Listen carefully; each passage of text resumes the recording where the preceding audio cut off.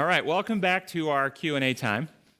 And our first question is, when Luke 20 says nations will rise against nations and kingdoms against kingdoms, is Luke being redundant as a form of poetry, or could it be a deeper meaning for today's condition? A very good friend of mine did a sermon last week where he pointed out that the original word used for nation actually refers to ethnic groups. Yeah, I think that what Jesus is speaking about here is a progression from his time to the end of time, and that it would start out with tribal groups, the Germanic people and the Slavic people, or the Nordic people and the Saxons and the Normans, and these different groups will fight, and then they eventually form nation states, and eventually goes to like World War I, World War II, where the nation states are fighting against each other. So I think it was actually a difference that Christ intended, that it would not be nation to nation, but it was a progression of how civilization was going to advance. But there would still be war, just on larger scales as things advance.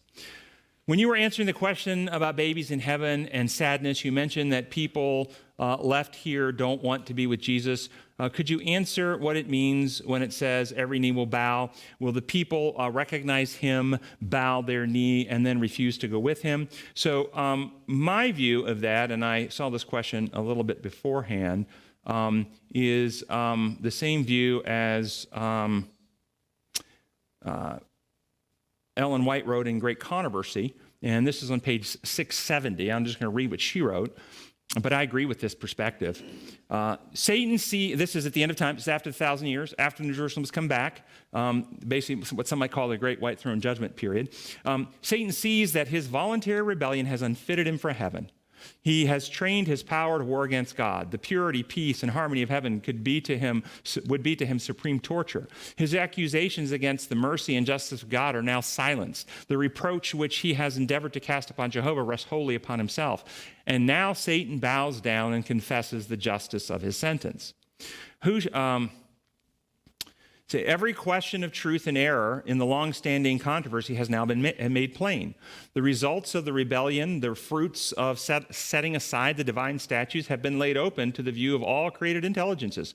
The working out of Satan's rule in contrast to the government of God has been presented to the whole universe. Satan's own works have condemned him. God's wisdom and justice and his goodness stand fully vindicated. It is seen that all his dealings in the great controversy have been conducted with respect to the eternal good of all of his people and the good of all the worlds that he has created. The history of sin will stand to all eternity as a witness that with the existence of God's laws bound up the happiness of all the beings he created. With all the facts of the great controversy in view, the whole universe, both loyal and rebellious, with one accord declare, just and true are thy ways, thou King of saints. Notwithstanding that Satan has been constrained to acknowledge God's justice and to bow to the supremacy of Christ, his character remains unchanged. The spirit of rebellion, like a mighty torrent, again bursts forth. Filled with frenzy, he determines not to yield the great controversy. The time has come for a last desperate struggle against the King of heaven. He rushes into the midst of his subjects and endeavors to inspire them with his own fury and arouse them to instant battle. But of all the countless millions who he has allured into rebellion, there are none now to acknowledge his supremacy. His power is at an end. The wicked are filled with the same hatred of God that inspires Satan, but they see that their case is hopeless, that they cannot prevail against Jehovah. Their rage is kindled against Satan and those who have been his agents in deception, and with the fury of demons they turn upon them. So that's how I would answer that question. How does praying in tongues edify me? Why do devout Christians start out strong praying in tongues, but later in their journey stop doing it? 1 Corinthians 14:15, Paul mentions that he will pray with the Spirit and with understanding. Does that mean he interprets his own tongues?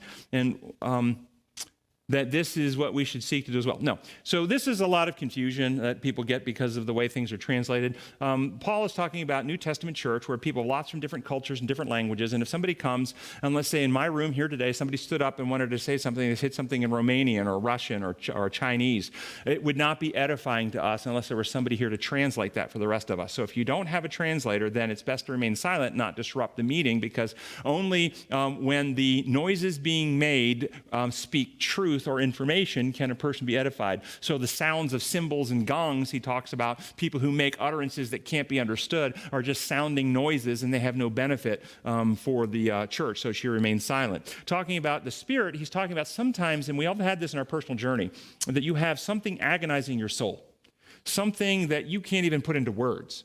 And you reach out in your heart to God. I don't know what's wrong, Lord. And you just kind of pour your emotional distress out to the Lord. That's what he's talking about, pouring it out in the Spirit. But he doesn't become edified until the Spirit enlightens him what's going on and what the truths are he needs to apply. And so that also is a private prayer matter. That's not something you do publicly. So that's what I believe is going on there.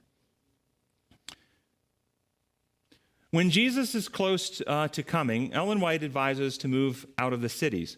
Why don't I see SDAs moving? Everyone seems happy and content in their present community. Even your class seems content. Does she mean just major metropolises?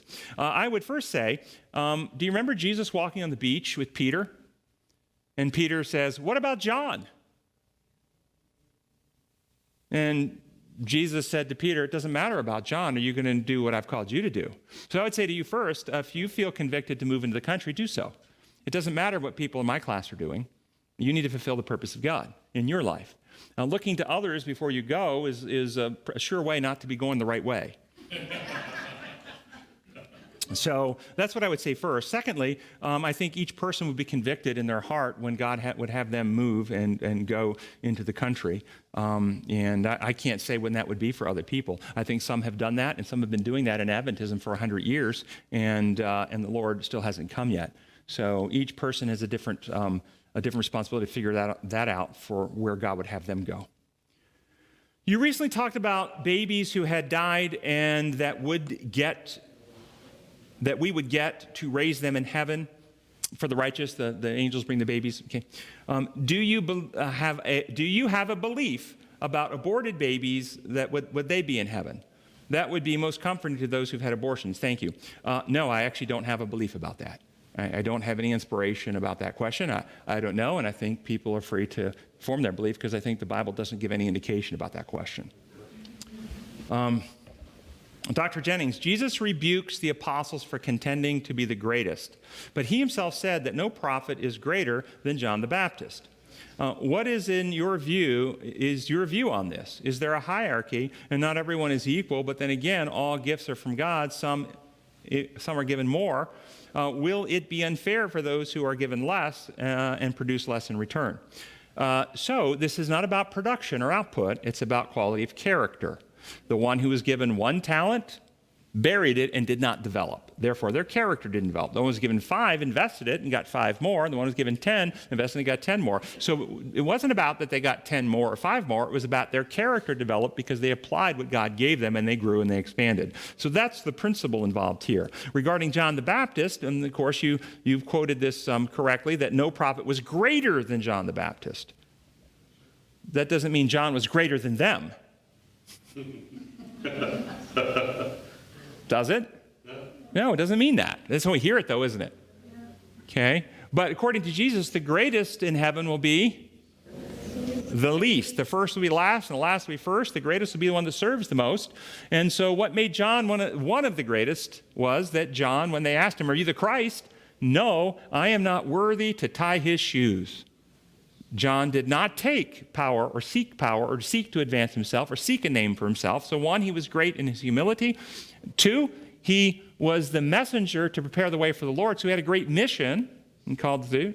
3, he shared in the Lord's suffering. And this is one of the things that inspiration tells us is one of the greatest honors a person can have. And the martyrs, if you remember in Revelation, have the little hem of red, and they're the closest to Christ in heaven, those who have given their lives for him.